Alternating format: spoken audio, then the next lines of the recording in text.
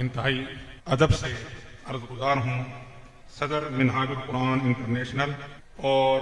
منہاج university کے board of governors کے deputy chairman professor doctor حسین محی الدین قادری زیدہ مجدہ کی خدمت میں عرض گزار ہوں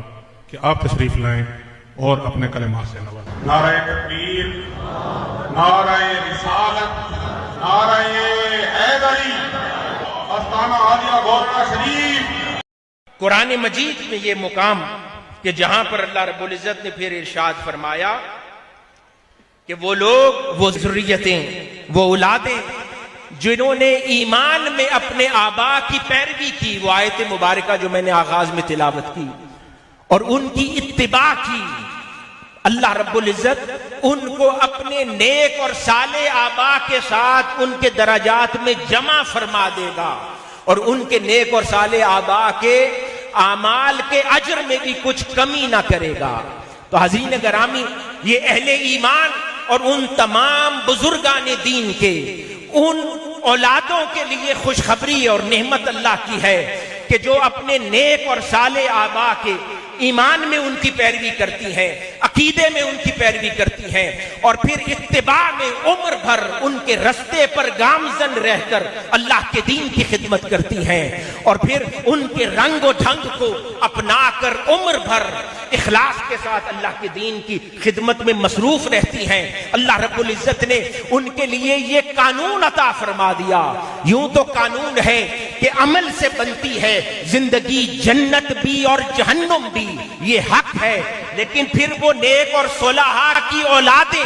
جو عمر بھر اللہ اور اس کے رسول صلی اللہ علیہ وآلہ وسلم کے حکم سے اپنے نیک آبا کی اقتداء میں زندگی بسر کر دیتے ہیں، بھلے اجر و ثواب میں، مقام و مرتبے میں ان کے مطابق نہ بھی پہنچے، لیکن اللہ رب العزت نے فرمایا کہ ان کے آبا کے احترام میں، کیونکہ جنت میں ان کے آبا کی آنکھیں اپنے بچوں کو دیکھ کر ٹھنڈی ہونی ہے، تو اللہ رب العزت ان کے آبا کے احترام میں ان کے بچوں کو اگر اعمال میں کچھ کمی بھی ہوئی تو اللہ رب العزت ان کی اتباع اور ایمان میں پیروی کو دیکھ کر ان کو ان کے درجات میں اپنے بزرگوں کے ساتھ جمع فرما دے گا۔ یہ وہ کرم ہے۔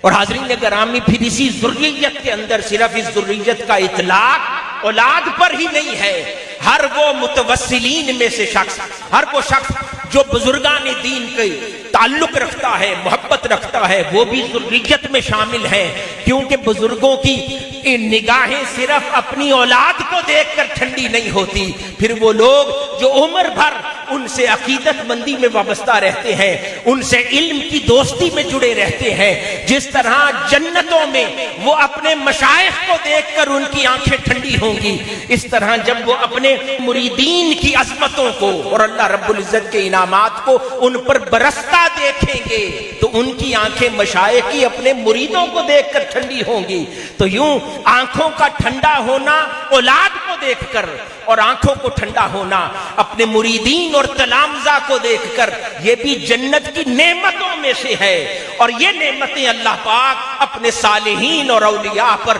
جنتوں میں تمام فرما